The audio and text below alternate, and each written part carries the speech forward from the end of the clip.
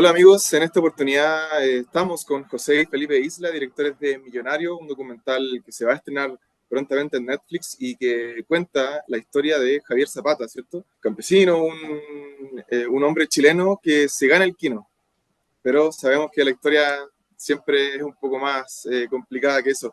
José, Felipe, muchas gracias por estar acá con nosotros. Bienvenidos. Gracias por la invitación. Gracias. Eh, Me interesa porque este caso tuvo mucha presencia en medios, ¿cierto? Y ustedes mismos ocupan ese material de archivo de prensa para usarlo en el documental. Pero ¿cómo deciden hacer este caso, siendo que ya se conocía tanto de él? ¿Quién, carta quien quiera?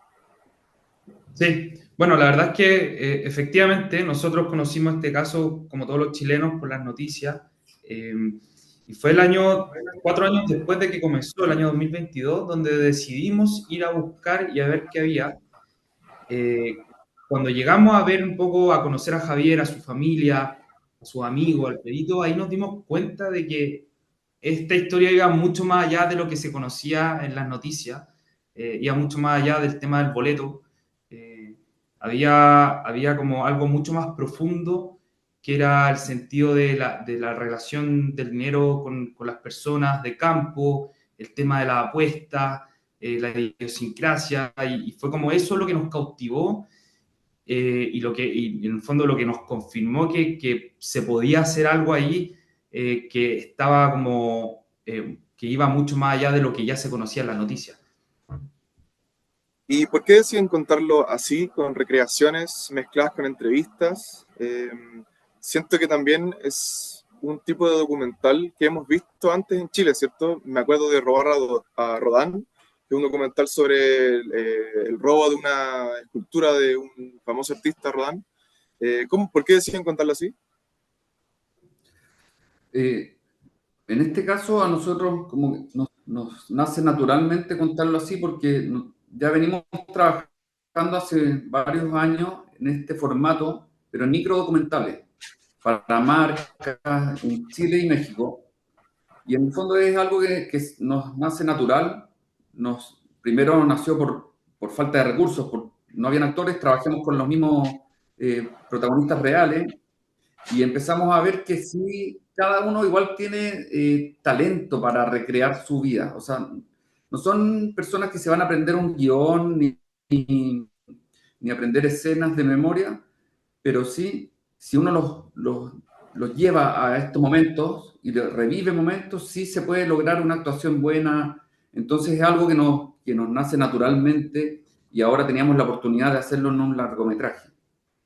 Claro, y creo yo también que efectivamente es un recurso que no es tan común. O sea, si bien Robar a Rodán, quizá la gente topo, van por ahí, es algo que también engancha mucho a la gente, es innovador y también transmite como una emocionalidad muy distinta a la que pueda hacer un actor. Se siente un poco más genuina, no sé, eso nos parecía. Me interesa saber qué fue lo más difícil de contar esta historia, porque uno llega con cierta predisposición de si es que le cree o no a Javier, si es que le cree a este segundo ganador que aparece entre medio, ¿cierto? Si me pudiera contar brevemente cada uno qué fue lo más difícil de contar esta historia a ustedes. Te diría que no tener un final claro. Bueno, que son desafíos que tiene un documental, pero es un documental que aún está vivo, que aún no termina. Y creo que eso fue uno de los grandes desafíos que tuvimos con las guionistas también, de cómo ir pudiendo cerrar esta historia, y darle un final más allá del final judicial. Ese fue un buen desafío, creo, y algo que nos mantuvo muy ocupados durante estos 3 años. Claro, que finalmente igual le agarramos el gustito a que no existiera al final ahora, porque también la película, o sea, la historia sigue después de la película. Y puede ser que se generen opiniones, que influya, que no influya. Entonces, hay muchos documentales que sí pasa esto mismo y lo tomamos como algo Algo bueno. algo bueno finalmente, como para que esta historia siga. Sí. Eso yo también concuerdo, eso fue como un poco lo más difícil de como que nos dimos muchas vueltas, pensamos cómo podía ser. eh, sí, Y en ese sentido, eh, entendiendo que los documentales a veces nunca terminan, ¿cierto? Eh, ¿Han podido o han seguido hablando con Javier y su familia? ¿Qué les ha podido contar? Porque, para no hacer tanto spoiler, al final del documental se revela en qué está hoy, ¿cierto? sí. Eh, claro, o sea, nosotros sí seguimos en contacto con ellos, incluso vinieron al estreno de Sanfic y estamos constantemente hablando, ellos están súper felices, súper contentos. También fuimos a mostrarles el documental en una función como privada en su casa, ahí en el campo, pusimos un telón y se emocionaron mucho, pero ya de verdad que ya creamos una relación de amistad después de tanto tiempo, y de confianza. Conocemos a su familia, a su hija, a sus primos. Entonces, si hay una relación, yo creo que va a quedar por siempre. Y qué, esto ya es les pregunto su opinión personal, ¿cierto? Después de hacer el documental, ¿qué piensan ustedes? ¿Javier efectivamente se ganó el premio? ¿O fue la otra persona? ¿O ninguna? Yo creo que Javier, sí, o sea, yo creo que Javier dice su propia verdad, de todas maneras. El tema también es como él, que es un poco lo que va al documental, es como él trata y puede e intenta acreditar esa verdad. Entonces, es un poco ese el juego, es ir mostrando lo que él piensa, lo que su familia piensa, recrear obviamente esa parte subjetiva de ellos, pero al mismo tiempo ir mostrando cómo él intenta acreditar lo que dice. Yo, o sea, todos tenemos opiniones distintas. Yo sí le creo.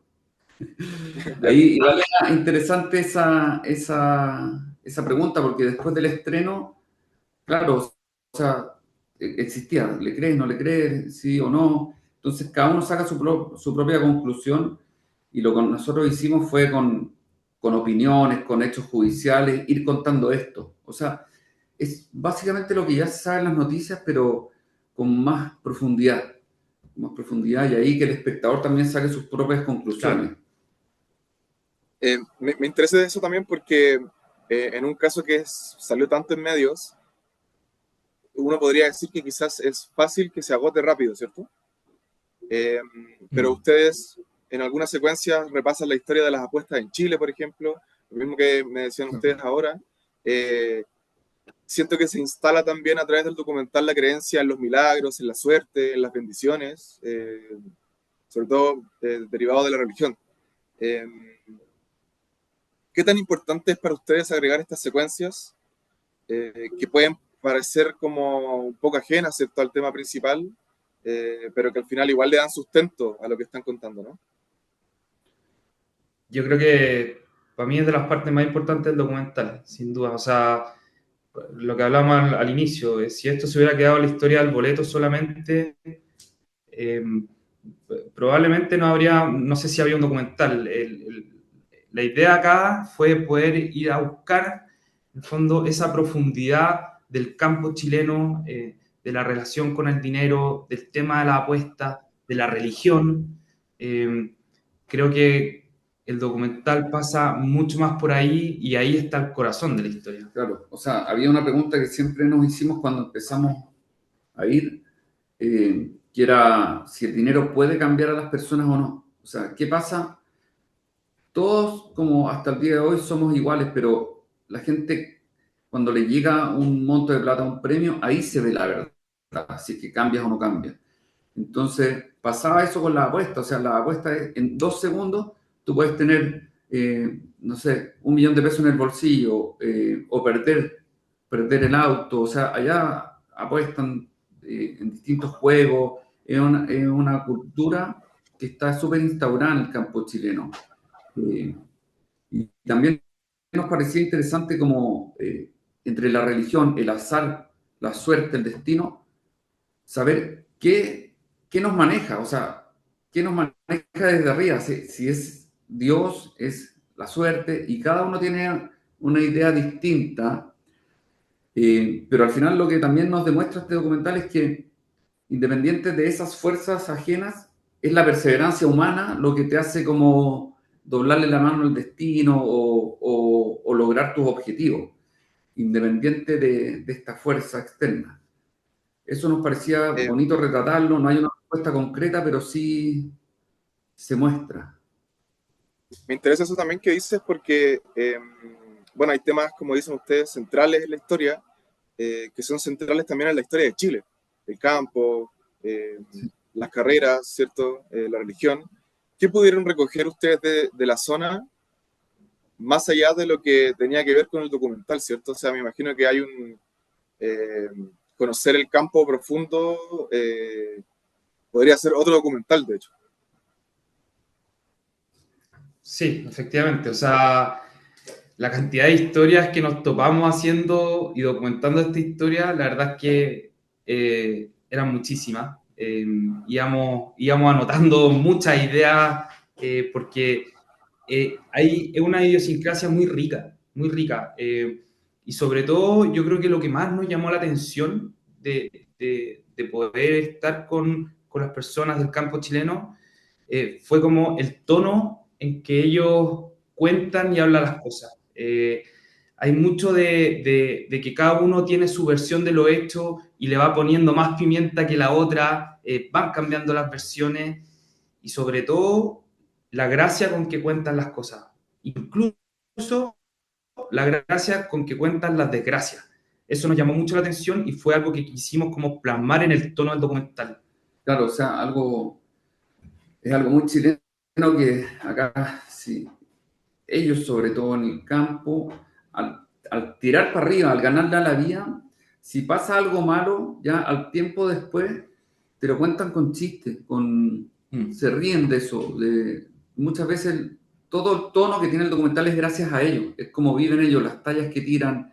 Entonces hay también un positivismo frente a la vida que es difícil, porque generalmente en el campo igual se llega a fin de mes como apenas, uno tiene que estar haciendo malabares con las vacas, con la tierra, pero sí se ve con positivismo la vida, hay humor en el campo chileno, hay una picardía súper nuestra, que también se ve reflejada en la música, en las canciones, y eso es súper bonito de retratar. Y bueno, y el campo chileno también tiene como, se va dividiendo, o sea, en zonas, o sea, ya en Rancagua es distinto a Los Ángeles, eh, hay algunas zonas que son más guasos, en el sentido de cómo se visten, y otras zonas son más campesinos, entonces es todo un mundo por descubrir que es enorme y representa a miles y millones de chilenos. Ciertamente hay muchas historias ahí, ¿cierto? Quizás para próximos documentales. José Felipe, antes de terminar, la pregunta que quizás debería haberles hecho al principio, ¿cierto? ¿Creen efectivamente que la plata, el dinero, puede cambiar a las personas? Eh, yo creo que sí, puede cambiar las personas. Quizás, Pipe, No, yo también, creo que sí, absolutamente. ¿Y tú, les cambia un poco la percepción de eso? Yo también sí, yo también creo. Y yo creo que esa es la reflexión que deja el documental, ¿no? Como, ¿qué haría yo? Yo me vi todo el rato pensando, mientras veía el documental, como, ¿qué haría yo con tanta plata? Como, Sí. eh, y bueno, llega obviamente mucha gente a preguntarle a Javier si quiere invertir, si quiere comprar, pero a lo que voy es que haciendo este documental les cambió un poco la perspectiva de esa pregunta o se más o o menos igual. sea, nos pareció interesante que había gente que opinaba distintas cosas. O sea, unos creen que no te cambia, otros creen que sí, pero yo creo que cada uno responde como desde lo que piensa también, yo creo que se ve cuando uno puede decir una cosa, pero se ve cuando tienes la plata en la mano. Es igual que las herencias, o sea, todos pueden ser buenos hermanos, pero llega el tema de la herencia y es más que conocido que algo pasa. Entonces sí, puede ser también puede ser una maldición un premio. Es difícil manejarlo bien. Hay que tener Claro, ayuda. me quedo con esa cuña entonces para el final. José, Felipe, muchas gracias. Mucho éxito con Millonario, este documental que se estrena próximamente en Netflix. Muchas gracias, Muchas José. Que esté gracias. muy bien.